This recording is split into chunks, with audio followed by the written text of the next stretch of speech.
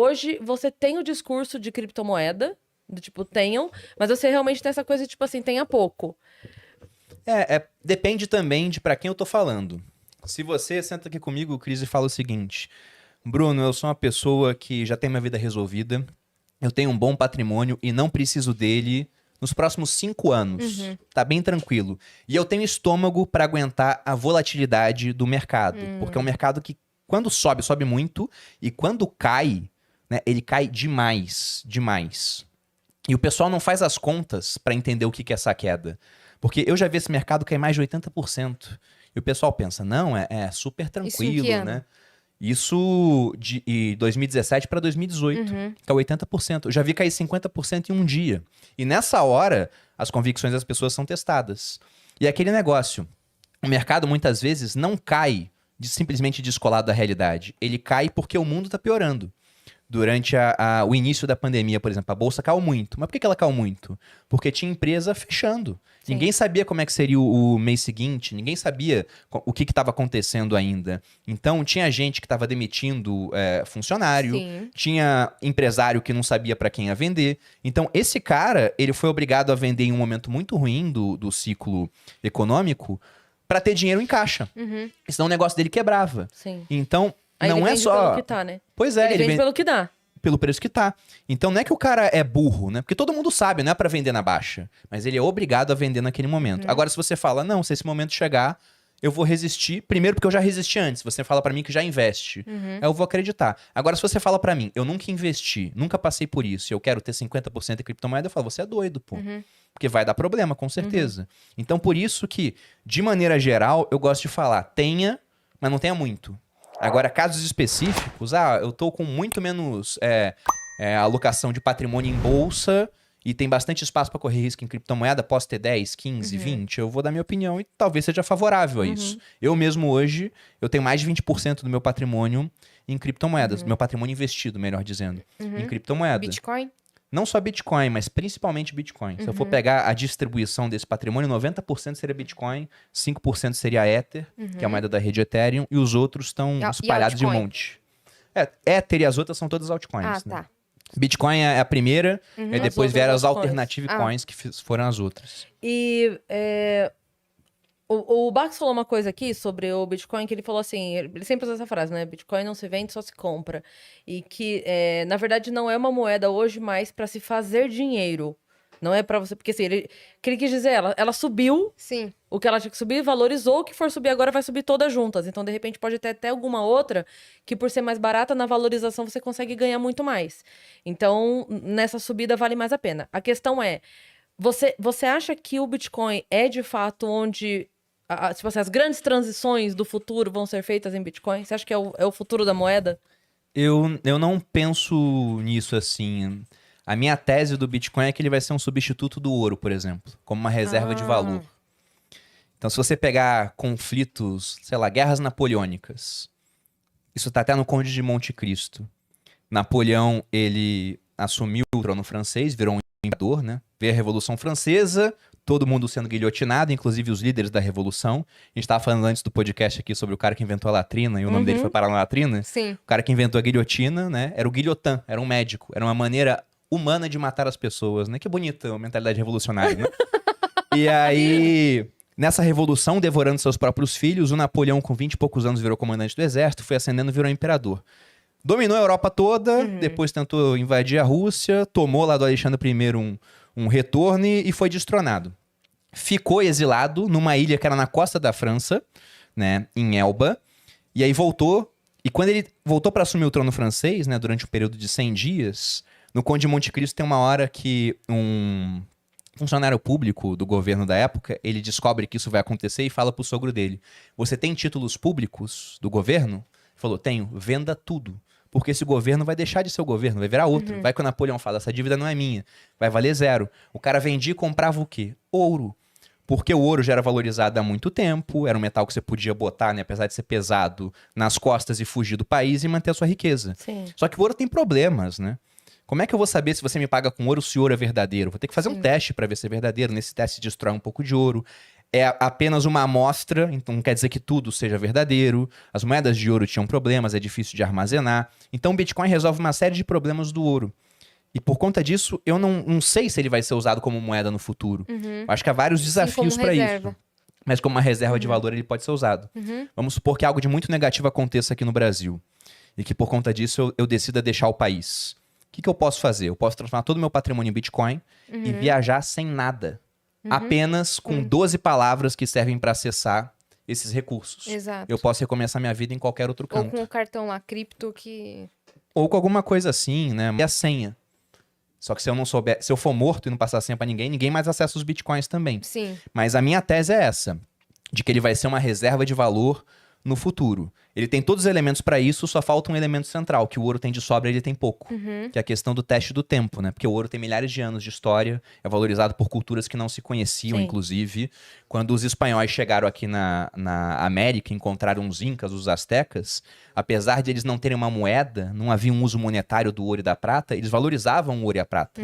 Para os incas, o ouro era o suor do sol, a prata era as lágrimas da lua, utilizavam de maneira estética, religiosa. Então havia uma valorização daquilo. E isso eram culturas que não tinham tido contato até então. O Bitcoin ele tem pouco tempo. Ele surgiu em 2009. Então bota aí que ele vai fazer 13 anos, né? Sim. Só que ter 13 anos hoje também é muito mais do que ter 13 anos no passado, ou até 100 anos no Sim. passado. Porque hoje as coisas mudam muito rápido. Sim, avança muito rápido. né? Exato. Mas ainda a palavra do Bitcoin não foi 100% alastrada, Não. assim. Não, tem muita gente que tá ouvindo agora, com certeza. O termo Bitcoin, ele já é conhecido, mas o pessoal não sabe nem direito o que é, pô. Sim. Se eu falar com O pessoal os tem meus muito avós... receio de investir, não sabe fazer. não Tem. Uma pergunta pode ser idiota até, mas como é que o preço do ouro sobe e desce? O preço mesmo. O que acontece para ele subir e descer? Como todo preço, Cris, é oferta e demanda. Então, você tem uma oferta de ouro no mundo. E é um metal muito escasso, né? Se você for pegar, e isso é um dado do World Gold Council, né? Um conselho mundial de ouro. Todo o ouro que já foi minerado na história da humanidade, ele enche cerca de 3 piscinas olímpicas. E dessas 3 eu tenho uma, então é muito pouco que tem no mundo. Eu tô brincando, você não riu, mas eu tô brincando. Tem uma piscina olímpica. Eu A gente acreditei. não ri, não. Tá? Mas é muito pouco. É muito Depois do pouco primeiro ouro. episódio que a gente fez com vocês, a gente não riu de mais nada, meu querido. Depois, fora da hora, a gente te conta. A gente tem um meme baseado numa coisa que você falou, mesmo? né? Aham. A gente não vai te expor aqui agora. Tá Depois bom, a gente tá te bom. conta. Mas se for juntar todo o ouro, é só isso que tem. Minerado. Só que você tem muito ouro no mundo que não foi minerado ainda porque não vale a pena. No meio da África tem muito ouro, mas você tem que tirar aquele ouro de lá, levar até portos, precisa de estrada, precisa do porto. Então eles veem, pelo preço do ouro hoje, não adianta explorar aquela região. Só que para essa oferta de ouro tem uma demanda. E vamos uma nova mania onde todo mundo quer ter ouro. Ou até porque o pessoal não confia mais no papel moeda. Essa demanda cresce. Sim. Aquela oferta de ouro, ela tá crescendo, mas a nível pequeno. Então, se muita gente quer alguma coisa de oferta escassa, o preço daquilo sobe. Se o preço do ouro subir, aí vai valer a pena você começar a ver essas minas de ouro mapeadas, mas não mineradas ainda. Porque por enquanto não vale. Por enquanto não vale. Mas, então, eu perguntei isso porque, assim, a gente fez uma comparação, né? Tipo, o Bitcoin ser o novo ouro e tal. Existe algum problema técnico no fato do Bitcoin não ter lastro? Dele não ser uma coisa que a pessoa... Entende o que eu quero dizer? Entendo seu ponto de vista. Tem o seguinte, né? O que é a ideia de lastro? O que ela traz na sua cabeça, essa ideia? Que se der uma merda, aquilo vira alguma coisa em dinheiro palpável. Exato. Um imóvel, seria uma grana, ideia de troca, não é? É, Por exemplo, quando a moeda tinha lastro em ouro, significava que você podia pegar a moeda, exato. levar em um banco e trocar por ouro. Essa era a ideia do lastro. Lastro embute troca. E se a gente for parar para pensar no Bitcoin, qual seria o lastro dessa moeda hoje? Você tem diferentes teorias para isso. Mas uma delas é até um lastro energético. Porque qual o trabalho que um banco central tem hoje para criar mais moeda, mais real, por exemplo? O que ele tem que fazer? Ele tem que apertar um botão. Sim. Ele apertou um botão, ele pode aumentar pra caramba a oferta monetária. Lá atrás era mais difícil. Quando o dinheiro ainda era totalmente impresso, você tinha que imprimir. Em 1989, a Argentina teve uma inflação de 4 dígitos, que só não foi maior porque o pessoal da Casa da Moeda entrou em greve. Então foram heróis aí, digamos assim, né? Sem saber. Hoje em dia, para criar moeda é muito fácil. Agora, para criar Bitcoin, você não aperta um botão e se cria do nada. A criação de bitcoins é conhecida como mineração também, o processo. Sim. Ela funciona mais ou menos assim. Você tem vários problemas matemáticos complexos no protocolo do Bitcoin. E aí você tem um concurso mundial, onde mineradores de diferentes partes do mundo tentam resolver esse problema. Na hora que um deles consegue resolver esse problema, ele recebe como recompensa, hoje em dia, 6,25 bitcoins. Então você tem uma criação do Bitcoin estável.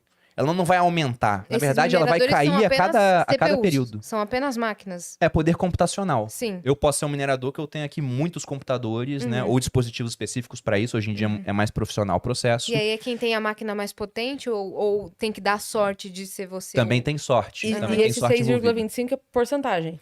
Não, são 6,25 unidades de Bitcoin a cada bloco minerado. Então Sim. são 6 satoshis,25, é isso que você Não, quer? o Satoshi seria o 25. centavo, entre aspas, do Bitcoin. São 6 Bitcoins. 6 Bitcoins inteiros, mais 0,5 6 Bitcoin. inteiros? 6 inteiros. A cada 10 minutos. A cada 6 10 minutos. inteiros? Isso. Só que aí que tá o ponto. Caralho! No começo, eram 50. Depois de mais ou menos 4 anos, passaram a ser 25. Depois 12,5. Agora 6,25. Daqui a 2 anos, 3,125. Isso vai diminuindo, quebrando pela metade. Até que, no final, segundo a previsão atual, lá por 2140, vai acabar. Serão 21 milhões de bitcoins minerados. Sim. Mas nem todos sendo transacionados. Aí, voltando para dar o exemplo do ouro. Tá. Imagina que do nada, esse Conselho Mundial de Ouro simplesmente decida que, de hoje em diante, as minas de ouro só podem minerar metade do que mineravam antes. Então você tinha uma oferta de ouro e, de repente, aquela oferta ela é quebrada pela metade. Só que a demanda ainda tá igual. O que Sim. acontece com o preço? Ele sobe. Sobe. Com o Bitcoin, isso acontece a cada 4 anos. A oferta diminui, a nova oferta de Bitcoins. E a demanda aumenta. Só que a demanda, em vez de ficar igual, Ah. ela não para de aumentar. Porque depois que você fala de Bitcoin com uma pessoa, vai levar um tempo, mas ela vai querer entender mais sobre aquilo e eventualmente vai comprar. É quase Sim. um esquema de pirâmide. Em termos de novos usuários, a gente pode falar que, pelo raciocínio, sim. Sim. Pelo raciocínio, sim.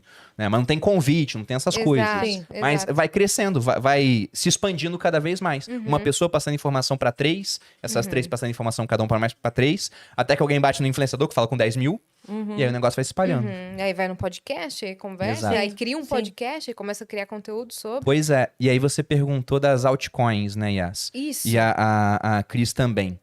Elas devem subir mais do que o Bitcoin? Nos períodos de bonança, sim. Até porque o pessoal vê o seguinte, eu não sei qual é o preço do Bitcoin hoje, porque muda muito, né? Mas se eu fosse olhar, estaria, sei lá, 250 mil. Deve estar por isso. Pode estar caindo muito ou subindo muito agora, não sei. Estamos ao Mas vivo não aqui. tá, não tá em baixa? Tá, comparado ao ano porque passado, chegou ele tá em a baixa. 360, né? 300... Em real chegou a uns 370 mil. Tá 232 mil agora, sendo bem exato. Tá Pronto. caindo 3,44, pra ficar bem atualizado. Só que mesmo isso aqui é um valor muito alto. Sim. O cara olha pra isso e fala, meu Deus, vale 230 mil. Aí ele vê outras 16 mil moedas, sendo que algumas valem centavos. Ele olha pra aquilo e fala, é mais fácil esse negócio de centavo valer R$1 do que esse negócio de 200 mil valer 400 mil. Então ele começa a comprar essas menorzinhas. Sim. E como você tem mais demanda por essas moedas, elas acabam subindo de preço. Mas isso no período bom. É, então. No período ruim, acontece o contrário. Sim, Essas moedas, muitas delas não têm nem pé nem cabeça.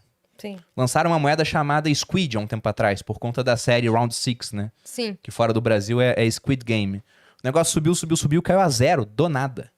Porque não tinha nada por trás. No final era Não até tem um golpe. projeto, não, Não tem tem um nada. projeto. Então, quando o ciclo se inverte, o Bitcoin cai e essas caem muito mais. E aí, só para dar um exemplo numérico, né? Já falei que eu vi o Bitcoin cair 80%. Tem moeda dessas que cai 90% ou deixa de existir. Aí o pessoal pensa, nossa, mas que é o 90% é só 10% a mais do que a queda do Bitcoin. E não é 10% a mais, é 50% a mais de queda. Porque imagina que você tem R$100 e aquilo cai 80%, você tem 20%.